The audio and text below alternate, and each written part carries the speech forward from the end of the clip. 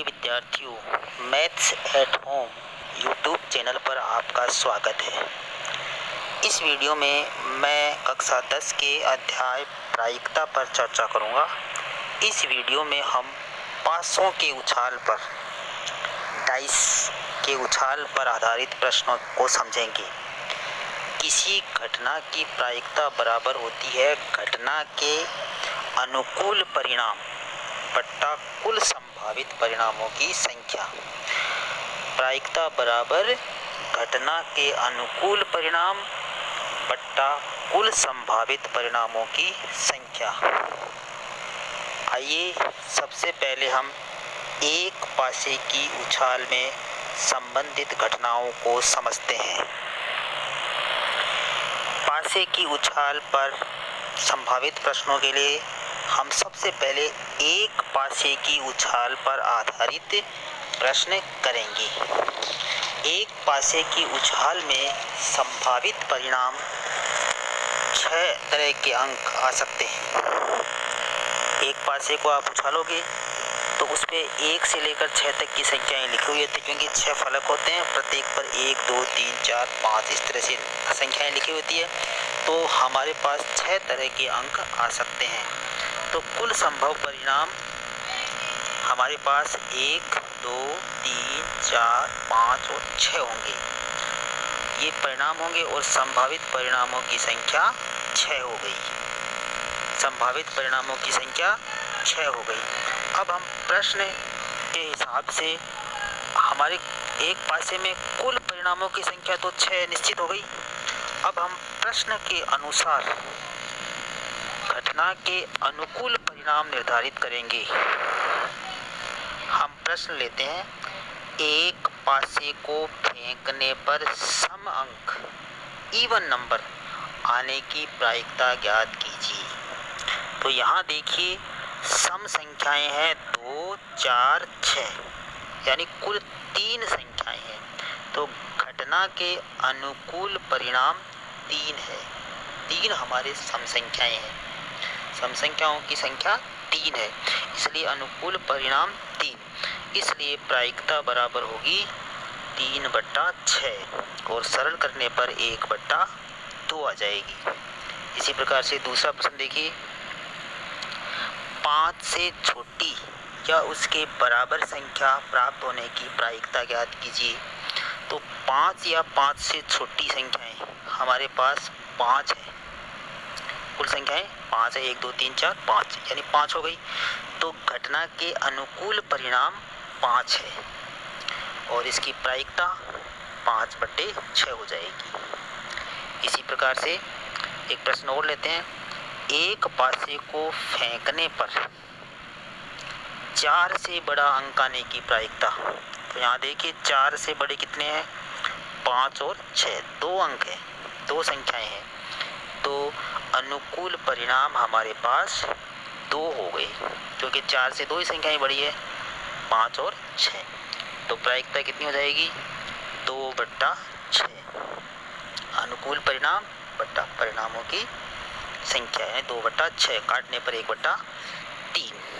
अब मान लो आपसे ये पूछ ले कि अभाज्य संख्या आने की प्रायिकता बताओ। एक पासे के उछाल में अभाज्य संख्या आने की प्रायिकता। तो संभावित परिणामों की संख्या तो हमारे पास 6 है और अनुकूल के लिए हमें अभाज्य संख्याएं ढूंढनी होगी। तो अभाज्य संख्याएं हैं 2, 3, 5, 2, 3 और 5, यानी कुल 3 संख्याएं हैं। तो हमारे पास अनुकूल परिणाम 3 हो गए और संभावित कुल परिणाम हमारे पास 6 है। तो अभाज्य संख्या आने की प्रायिकता 3/6, यानी काटने पर सरल करने पर 1/2। मान लो हमें ये पूछा गया है कि एक पासे की उछाल में विषम अंक आने की प्रायिकता ज्ञात करो।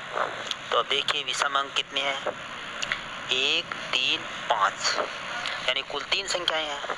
तो घटना के अनुकूल परिणाम 3 हो गए और विषम अंक आने की प्रायिकता 3/6, यानी अनुकूल अंक 3 और कुल संभावित परिणाम 6, तो 3/6, काटने पर 1/2। इस प्रकार से जो भी हमें शर्त दी हुई हो उसके अनुसार अनुकूल परिणाम ज्ञात कर लेते हैं और अनुकूल परिणामों की संख्या ज्ञात होने के बाद में हम प्रायिकता ज्ञात कर सकते हैं। प्रायिकता का हमारा सूत्र है घटना के अनुकूल परिणाम बट्टा कुल संभावित परिणामों की संख्या। अब हम 2 पासों के लिए सवाल को हल करेंगे। 2 पासों के उछाल पर आधारित प्रश्न करते हैं। 2 पासों को उछालना है, 2 पासों को एक साथ उछाल दो या एक पासे को ही 2 बार उछाल दो तो हमारे पास संभावित परिणाम क्या होंगे, कितने होंगे? तो देखिए हमने यहाँ पर पूरे संभावित परिणाम लिखे हैं। पहले पासे पर 1, दूसरे पर 1, 2 1, 3 1, 4 1, 5 1, 6 1। इस तरह से पहले पासे पर 1 2 3 4 5 6 आ रहे हैं और दूसरे पासे पर 1 1 आ रहा है। इसी प्रकार से 1 2 2 2 3 2 4 2 5 2 6 2 आ सकते हैं। पहली संख्या पहले पासे की यानी प्रथम फेंक की। अगर 2 पासे हैं तो पहली संख्या पहले पासे की है और दूसरी संख्या दूसरे पासे की है। अगर एक ही पासे को 2 बार फेंक रहे हैं तो पहली संख्या पहली बार फेंकने की और दूसरी संख्या दूसरी बार फेंकने की। इस प्रकार से सभी संभावित परिणाम हमने लिखे हैं। जो संभावित परिणामों की संख्या कुल 36 हो गई। यानी 2 पासों को उछालने पर या एक ही पासे को 2 बार उछालने पर संभावित परिणामों की संख्या 36 होगी। अब प्रश्न के अनुसार हमें अनुकूल परिणामों की संख्या ज्ञात करनी है और हम प्रश्न लेते हैं। मान लेते हैं हम एक प्रश्न लेते हैं कि दोनों संख्याओं का योग 9 आ जाए, दोनों संख्याओं का योग 9 आ जाए तो ऐसी संख्याएं बताइए आप। तो 9 आने के लिए कहाँ कहाँ आ रहे हैं 9? 3 6 4 5 5 4 6 3, यानी कुल हमारे पास 4 जगह पे 9 आ रहा है। तो संख्याओं का योग 9 आने के लिए 4 घटनाएं हैं हमारे पास। तो अनुकूल घटनाओं की संख्या 4 है। तो प्रायिकता हो जाएगी 4 बट्टा 36 और सरल करने पर 1 बट्टा 9 आ जाएगी। ऐसे ही कोई हमें पूछे कम से कम एक पासे में 6 अंक आए, एक पासे पर 6 अंक आए तो इस तरह से कितने होंगे? इस तरह से हम गिनेंगे कि एक 6 अंक, देखो नीचे की लाइन में देखो दूसरे पासे पे 6 6 6 6 6 6 बार तो यही हो गई। इसके अलावा 6 और कहाँ आ रहा है? लास्ट वाली लाइन को देखो, ये 5 बार हो गए। यानी 6 और 5 कुल 11 बार 6 आ रहे हैं किसी भी पासे पर, पहले वाले पर या दूसरे वाले, प्रथम बार में या दूसरी बार में, यूँ समझ लो जी। अगर 2 पासे हैं तो पहले पे 6 या दूसरे पे 6 और एक ही पासे को 2 बार फेंक रहे हैं तो पहले पर 6 या दूसरे पर 6। यानी कुल मिलाकर हमारे पास 11 ऐसी घटनाएं हैं जो कम से कम एक पासे पर 6 आ रहे हैं। तो हमारे पास अनुकूल घटनाओं की संख्या 11 हो गई और कुल संभावित परिणाम 36 है। तो कम से कम एक पासे पर 6 आने की प्रायिकता 11 बट्टे 36 हो गई। अब मान लीजिए हमें प्रश्न पूछा गया है दोनों पासों पर समान अंक आने की प्रायिकता बताइए। तो समान अंक हमारे पास 1 1 आ रहा है, 2 2 आ रहा है, 3 3 आ रहा है, 4 4 आ रहा है, 5 5 आ रहा है और 6 6 है। यानी कुल संभावित परिणाम अनुकूल परिणाम हमारे पास 6 आ रहे हैं। समान अंक 6 जगह आ रहे हैं। तो दोनों पासों पर समान अंक आने की प्रायिकता के लिए अनुकूल परिणाम 6 और कुल संभावित परिणाम हमारे पास 36 है। इसलिए प्रायिकता 6 बट्टा 36 और काटने पर 1 बट्टा 6 आ जाएगा। इस तरह से समान अंक आने की प्रायिकता 1 बट्टा 6। इसी प्रकार से बहुत सारे प्रश्न बन सकते हैं, जैसे योग 3 आ जाए, दोनों का योग 3 आए तो 3 कहाँ कहाँ पर आ रहे हैं वो देखेंगे। 3 हमारे पास 2 जगह आ रहे हैं। ऐसे ही कोई पूछे हमें कि तो संख्याओं का जोड़ 5 आने की प्रायिकता, तो जहाँ पर 5 आ रहे हैं उनका जोड़ देखेंगे और अनुकूल घटनाओं का पता लगा लेंगे।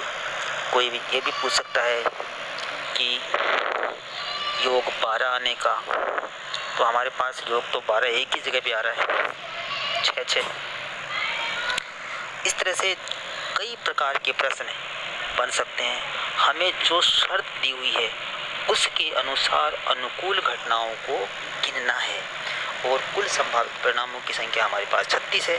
तो प्रायिकता हम ज्ञात कर लेंगे।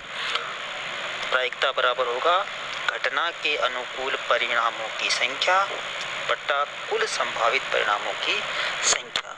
मुख्य बात यह है कि 2 पासे फेंकने पर संभावित परिणामों को आपको एक बार लिख लेना है ताकि आसानी रहे अनुकूल घटनाएं ढूंढने में। और सिस्टमेटिकल ढंग से लिखेंगे तो अनुकूल घटनाओं को ढूंढने में बहुत ही आसानी रहेगी। आशा है आपके लिए ये वीडियो उपयोगी रहा होगा। अगर पसंद आए तो लाइक कीजिए, अपने दोस्तों में शेयर कीजिए और चैनल को सब्सक्राइब कीजिए। Thanks for watching. एक पासे को फेंकने पर 4 से